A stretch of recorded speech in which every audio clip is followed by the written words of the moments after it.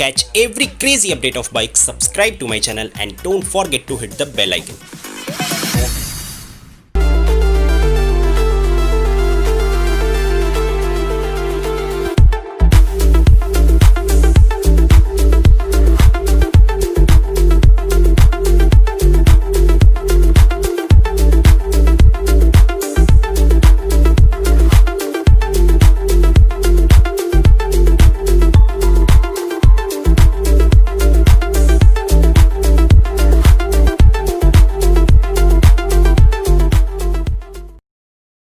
Hey there guys, welcome back once again to my channel. मैं हूं शुभम और आज इस वीडियो में हम रिव्यू कर रहे हैं TVS Apache RTR 160 2V the BS6 model.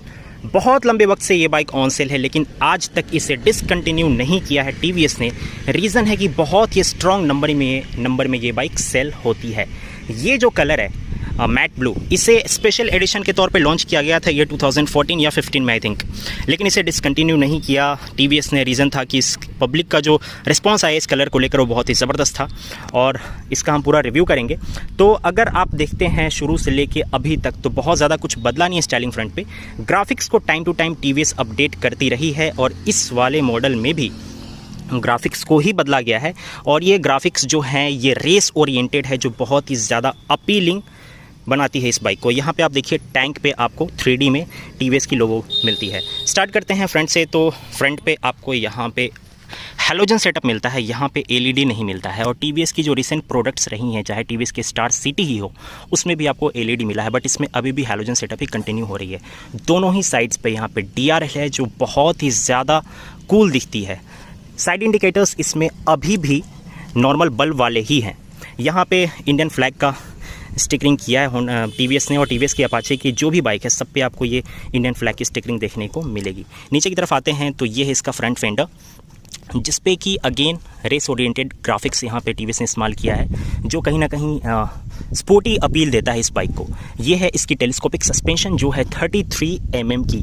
इसकी ट्यूनिंग ना ही बहुत ज़्यादा सॉफ्ट है ना ही बहुत ज़्यादा हार्ड है, अच्छी खासी वेल बैलेंस्ड आप इसे कह सकते हैं। सुपर मोटो ABS, यानी कि इस बाइक में आपको सिंगल चैनल ABS मिलता है, जिसे TVS अपने टर्म में सुपर मोटो ABS कह रही है।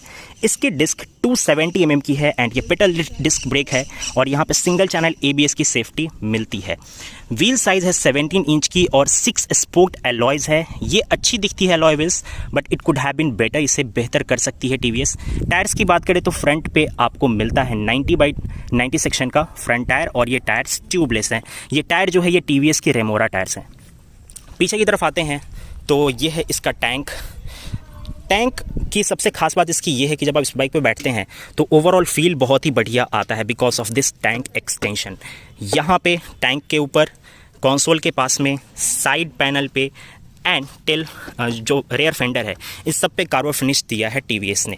यहाँ पे देखिए RTR 160 की ब्रांडिंग की गई है एंड यहाँ पे भी ग्राफिक्स, अच्छे खासे ग्राफिक्स का इस्तेमाल किया गया है। सीट इसकी जो है डुअल टेक्सचर्ड है, राइडर के पास में टेक्सचर अलग है और पिलियन का टेक्सचर अलग है और स्टिचिंग इसकी रेड धागे से की गई है और ये बहुत ही अच्छी दिख रही है। स्प्लिट ग्रैब रेल इसमें आती है और ये सब मिलकर इस बाइक को बहुत ही स्पोर्टी अपील देती है। टेल पे आपको मिलता है यहाँ पे LED टेल लैंप और इसके बारे में भी कुछ कहना नहीं है, ये टेल लैंप बहुत ही ज़्यादा पॉपुलर है। इधर इंजन की बात करते हैं तो इसकी जो इंजन है ये BS6 कॉम्प्लाइंट है, सिंगल सिलेंडर मोटर है और ये इंजन BS6 में आने के बाद और भी ज़्यादा पावरफुल हो गई है। जनरली ऐसा होता है कि जो भी बाइक्स BS6 में अपग्रेड हुई हैं उनमें पावर कम हुई है, लेकिन यहाँ पे कुछ एक्सेप्शंस हैं जिसमें पावर इंक्रीज़ हुई है और ये बाइक उसी एक्सेप्शन में से ही एक है। ये इंजन अब 15.53 bhp की मैक्स पावर प्रोड्यूस करती है और जो कि BS4 मॉडल से 0.42 bhp ज़्यादा है।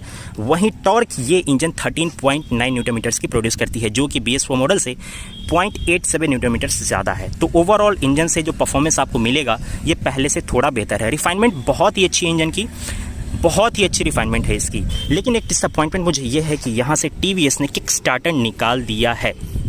किक स्टार्टर रहना चाहिए था और इसमें रहता तो ज़्यादा बेहतर होता, हालांकि इससे काफ़ी लोग डिसअपॉइंटेड हैं। इसकी जो नीचे की जो इसकी काउल दी गई है ये भी इस बाइक की स्पोर्टीनेस को अच्छी खासी इन्हेंस करती है। This is the rider foot peg और ये सेंटर सेट है और अच्छा खासा आपको सीटिंग अर्गोनॉमिक्स प्रोवाइड करती है। This is the rear brake lever. ये है इसकी एग्जॉस्ट, और एग्जॉस्ट शील्ड भी अच्छी खासी है, ये प्रोटेक्ट करती है आपके शूज़ को। एग्जॉस्ट नोट मैं आपको सुना दूँ।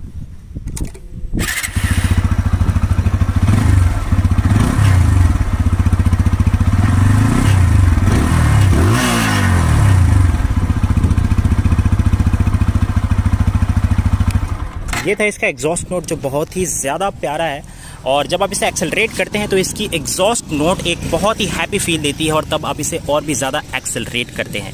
रेयर पीस पे गैस चार्ज शॉक एब्जॉर्बर्स आती है जो MIG की तरफ से है, और इसकी भी ट्यूनिंग बहुत ज़्यादा सॉफ्ट भी नहीं है, बहुत ज़्यादा हार्ड भी नहीं है। जर्क्स में ये ज़्यादा आपको कंफर्ट नहीं देगी, बट इसका एक बेनिफिट ये है कि जब आप हाईवेज़ पे चलते हैं तो बाइक बहुत ही स्टेबल रहती है। रेयर पे इसमें डिस्क ब्रेक है जो कि 200 mm का है। इसमें ऑप्शन ड्रम का भी है, अगर आप ड्रम ऑप्ट करते हैं तो रेयर पे आपको 130 mm का ड्रम मिलता है। ड्रम वेरिएंट की प्राइस जो है वो है 98,000 एक शोरूम डेली, और जो डिस्क वेरिएंट है इस वाली वेरिएंट की प्राइस है 1,01,000 एक शोरूम डेली। यहाँ पे ब्रेक कैलिपर्स के ऊपर TVS ने ये अच्छा खासा प्रोटेक्शन दिया है जिससे कि मड से ये प्रोटेक्ट हो सके। रेयर व्हील की बात करें तो ये भी 17 इंच की है, और टायर साइज है 110/80 सेक्शन की, एंड 6 स्पोकी एलॉय व्हील्स है यहाँ पे। ग्राउंड क्लियरेंस की बात करें तो ये बेस्ट इन सेगमेंट आप कह सकते हैं। 180 mm का ग्राउंड क्लियरेंस आपको यहाँ पे मिलता है। जो इसकी व्हील बेस है ये 1300 mm की व्हील बेस है, और लोअर व्हील बेस होने की वजह से जो ये फ्लिकेबिलिटी और जो आप कॉर्नरिंग करते हैं इस बाइक पे, ये बहुत ही बढ़िया इस बाइक पे होता है, जो हमेशा से इसका एक बहुत ही बड़ा प्लस रहा है। सीट जो है ठीक है, अच्छी है, 2 लोगों के लिए सफिशिएंट है, और सीट का जो कंपाउंड है, जो इसकी कुशनिंग है, ये भी अच्छी है, कंफर्ट अच्छा खासा आपको देती है। ब्रेक गियर की बात करें तो इसमें 5 स्पीड की मैनुअल ट्रांसमिशन है, और टो शिफ्टर सिर्फ मिलता है। एक दिक्कत यहाँ पे क्या है, जब आप इस बाइक को चलाते हैं तो साइड स्टैंड बीच में आती है, तो शिफ्टिंग पे थोड़ी बहुत दिक्कत देती है, बट जब आप यूज टू हो जाएंगे तो फिर आपको इससे दिक्कत नहीं आएगी। मैंने इसका कंसोल आपको नहीं दिखाया, ये है इसकी part analogue part digital console, और मुझे पर्सनली ये बहुत ही प्यारी लगती है ये कंसोल। अब इसमें जो इसकी बैकग्राउंड है ये वाइट में है, और इस पर जो इन्फॉर्मेशन मिलता है वो ब्लैक में मिलता है।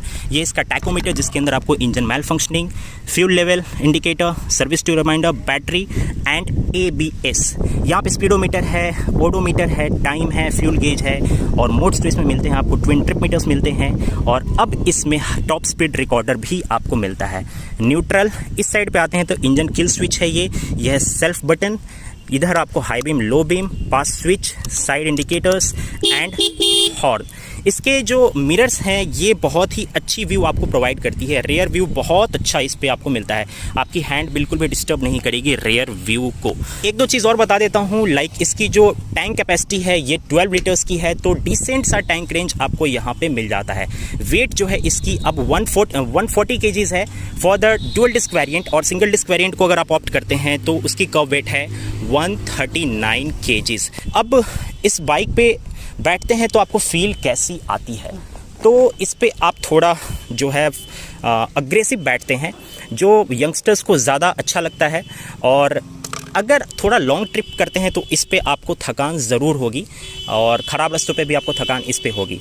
एक चीज़ और इस बाइक में जो इसका डिमेरिट हमेशा से रहा है कि ये बाइक वाइब्रेशन बहुत करती है, वाइब्रेट बहुत करती है, और ये दिक्कत अभी भी है। हालांकि इंजन में वाइब्रेशन नहीं है, लेकिन जब आप इसे एक्सेलरेट करते हैं तो 40-50 की स्पीड आते आते तक वाइब्रेशंस हैंडल बार पे, फुट पेक्स पे, सीट पे, सारी चीज़ों, इन सब जगह वाइब्रेशन आपको अच्छे खासे फील होने लग जाते हैं। बट जो इस पर बैठने के बाद जो फील आता है, ये फील इस बाइक का बहुत ही बढ़िया है, एंड अपने टाइम पर ये बेस्ट इन सेगमेंट था। सो ये था इसका वॉक अराउंड। अब चलते हैं कि ये बाइक चलाने में कैसी है। मुझे जब भी मौका मिला है अपाचे चलाने का, ये हमेशा मेरे लिए एक्साइटिंग रहा है, एंड इस बार भी ये कुछ अलग नहीं था। And the moment when I was riding this machine, all past memories came alive. सबसे पहली चीज़ जिसने अगेन मुझे इम्प्रेस किया वो था इसका रिव हैप्पी इंजन, जो बहुत ही रिफाइंड है, and over the years refinement की लेवल बहुत ही इम्प्रूव हुई है। 159.7 सीसी की ये एयर कूल्ड इंजन अब 15.53 bhp के max power and 13.9 newton metres की मैक्स टॉर्क प्रोड्यूस करती है, which has surprisingly gone up with this BS6 update.